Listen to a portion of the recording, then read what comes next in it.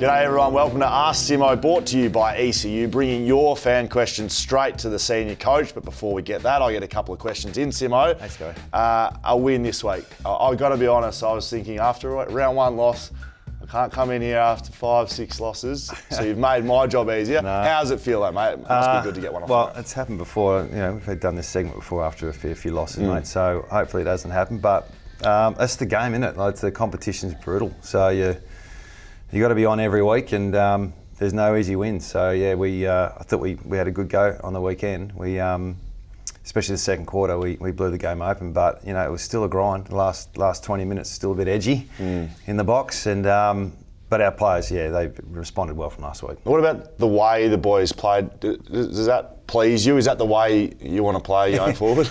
I know you win, but the way that you won. I think, and this time last year we had a shift in direction with how we wanted to play, and we just didn't get to see it. So we couldn't express ourselves at all off the back of, we've spoken about it enough. So this pre-season we've had a good go at training it with a healthier list, and last week we didn't see much of it. So no, I'm not surprised. I think we're setting our foundations up. There is a plan.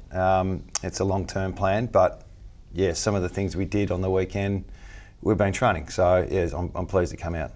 Is there anything in a football sense that annoys you more than late goals in quarters? Saw some vision. Perhaps there's a bit of an overlay happening right now. Are you treating a water bottle with a bit of disrespect, mate? When you started that question, I was thinking of 8 different things, and then you brought it back to that. But nah, it was. I think it was one of your mates down back. No doubt. Who may have just zigged when he should have zagged. He's done it a couple of times throughout the game, and I was actually going to throw it at Jeppy because I've been wanting to do it for a number of years, and I missed him, and it went in the bin. What is that feeling though? Because there's always vision, and you as a coach aren't thinking, oh, there's a camera on me, but there always is. Like, what's the actual feeling? What you do is you're always aware of it, and then sometimes you just lose your shit. And I was petulant up in the box. I didn't have a good day. Petulant's probably not the right word, but it's hard to coach when you're doing stuff like that. So I don't do it too often, but yeah, it means a lot. You know, I really wanted us to play well and win for the effort the guys have put in over pre-season. So when it's not perfect, you get frustrated just like any supporter does, and I turn into a supporter for a little bit there, mate. I want to just focus on one player. I know we like to do a bit of a broad thing here, but this one's close to my heart. I keep a good eye on him.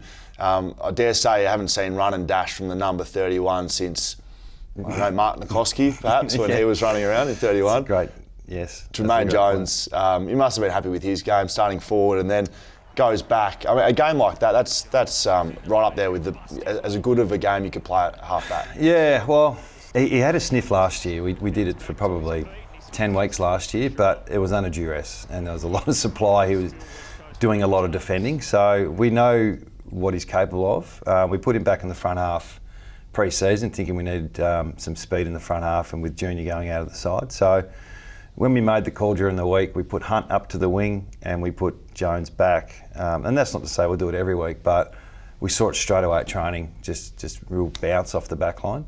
And I think it actually brought others into the same mode, you know, Cole and Duggan and Luke Shuey when he's back there as well.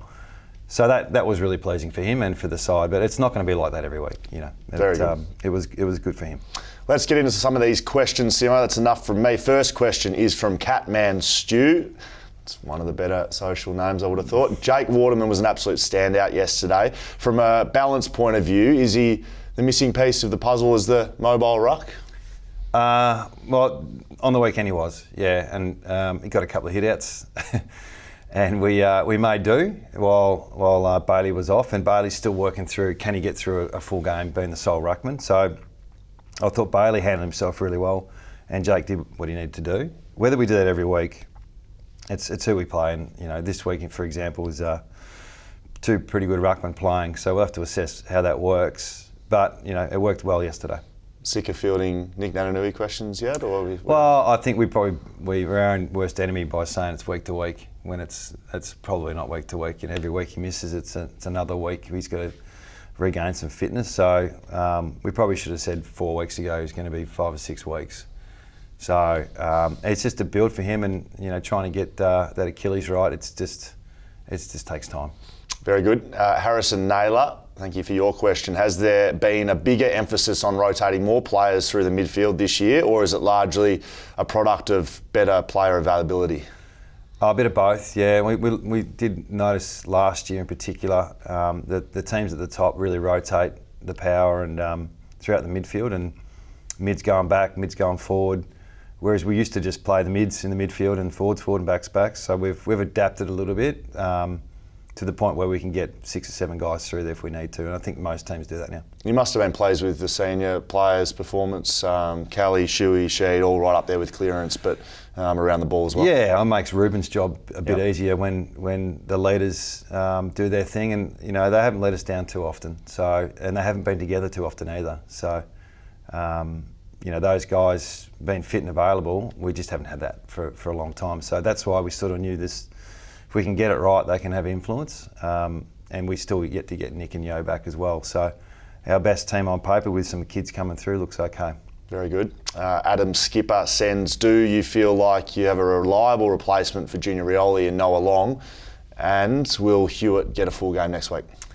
Look, we're really happy with Noah. He's 18, so and he plays a really tough position, but he's crafty, and he's really smart, and he's a great teammate. So they're all the makings of a good little player, but it's very early in his career, and all I know is that the boys love playing with him. So I think if you can remember Jamie Cripp's first goal, Noah could have snapped it himself, paused for a split second, gave it to him. That's pretty rare for a young player. Yeah, it is. I know both you and I wouldn't have done that. Correct. Been going straight out about on the full. Yeah, that's right. Get in the zone. So that, and what was the other question? Junior Rioli. Will Hewitt be playing? Hewitt, I'm not sure. He's probably not ready for a full game.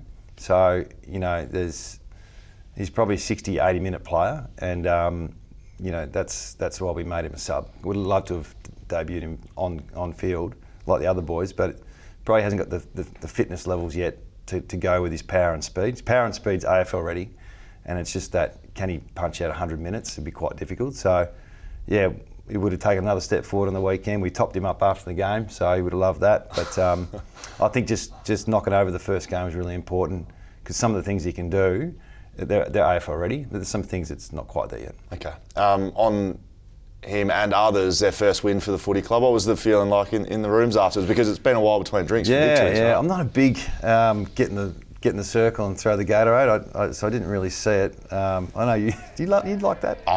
Look, you're into it. Yeah.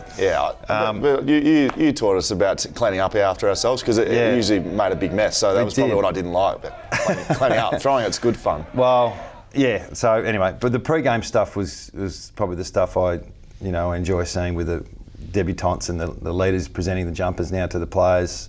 I think we've had 5 in 2 weeks, so that's been special. I spoke to a couple of boys after the game. I was in the rooms with Fox Footy, and a couple of fellas weren't that happy with their games. They said they didn't play well, but they both, the ones I spoke to, said how good it is to not play well but to win. It's a different feeling, right? Well, we've had a good win. It's round 2. So how we respond next week's just as important as how we played on the weekend. And looking at the vision, we did some really good things, and we did some things that won't cut it. So individually, you don't all have to play well as long as you play your role, and we've spoken to that for a long period of time. So yeah, if it clicks and everyone gets to execute and play well, that's great. But as long as we win and they contribute, that's all that matters. Good. Rob Smith asks, if we didn't get any injuries, do you think the same team will line up next week's derby, which is going to be a big game for the footy club? Potentially. Yeah, we need to look at that, the ruck stuff, what we do there. We'll look at it. I think the Waffle Eagles had a win against East Perth, so we need to keep holding the integrity of selection. If someone plays well, they're going to be up for grabs. But yeah, it'll be, I don't know, maybe none, maybe 1, maybe 2. I know it's just practice, but pleased with the Waffle Eagles. It's 2 wins now. Well, they're playing with spirit, which they always have, but now there's probably, I think this time last year we forfeited. So we had 15 play on the weekend. So it's just different. Daniel Pratt, I heard, was getting his boots ready to play. That's what we forfeited. So we've got better availability, and you never get 44 available, but we'd have to have 37, 38. But we did get a couple of knocks on the weekend as well. Okay, very good. Last one for you, Simmo. I think there's a bit of humour coming. Shane Chatterton, good hard-fought win. As a hands-on coach, I expect you in with the boys for the morning recovery swim. Are you a budgies or a boardies wearer? I hope it's boardies. Rash vest as well be coming out? Or?